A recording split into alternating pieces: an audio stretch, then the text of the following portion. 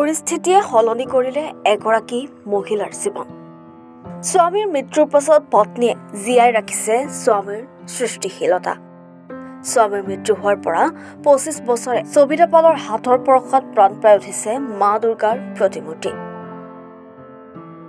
সবিতাৰ স্বামী আছিল এগৰাকী মৃৎশিল্পী।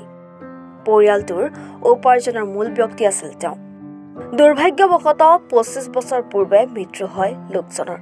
তাৰ পাছত পৰিয়ালৰ সমস্ত দায়িত্ব গ্ৰহণ কৰিবলগীয়া হয় সবিতাই, যাৰ বাবে কোনোদিনে মূৰ্তি নিৰ্মাণ কৰি নোপোৱা সবিতাই হাতত তুলি ল'লে মাটি আৰু নিৰ্মাণ কৰিবলৈ আৰম্ভ কৰিলে বিভিন্ন মূৰ্তি।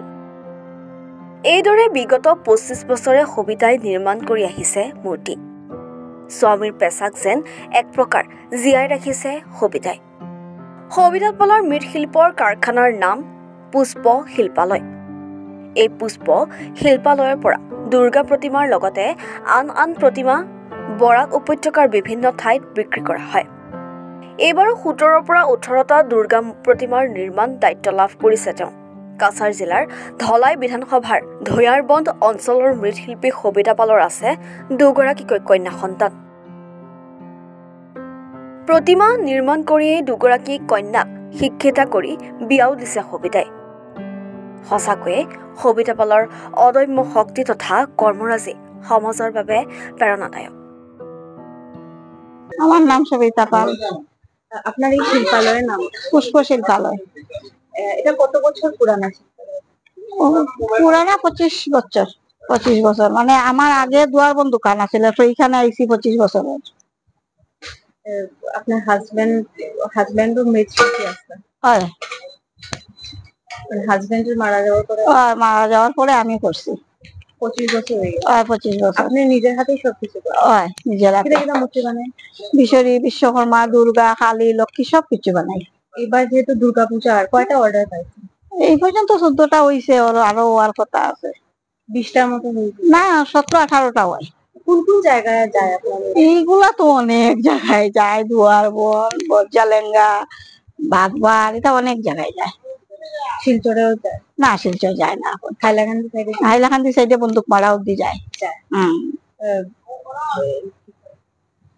তো আপনি এই মূর্তি বানাই আপনার ছেলে মেয়েরা? মূর্তি বানাই আমার ছেলে মেয়েরা মানুষ বানানি, তারারে বিয়া দেওয়া সবকিছু আমার এটার উপরে, পরিবার চালানি সবকিছু।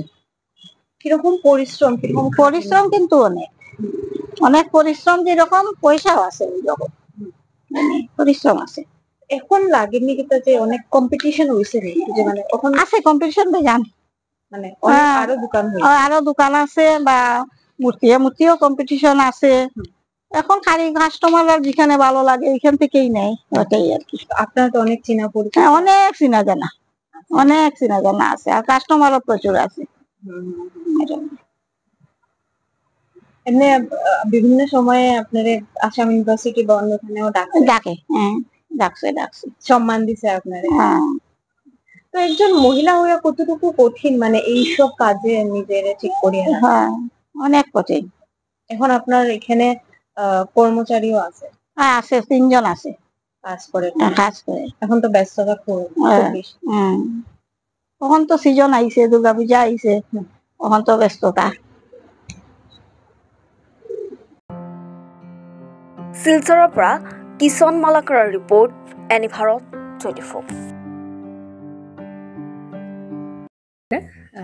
জুবিন গাৰ্গৰ গীতসমূহৰ ওপৰত আধাৰিত গানে কি আনে নামৰ এটা সুন্দৰ অনুষ্ঠান আপোনালোকৰ ওচৰলৈ আহি আছে অতি শীঘ্ৰে।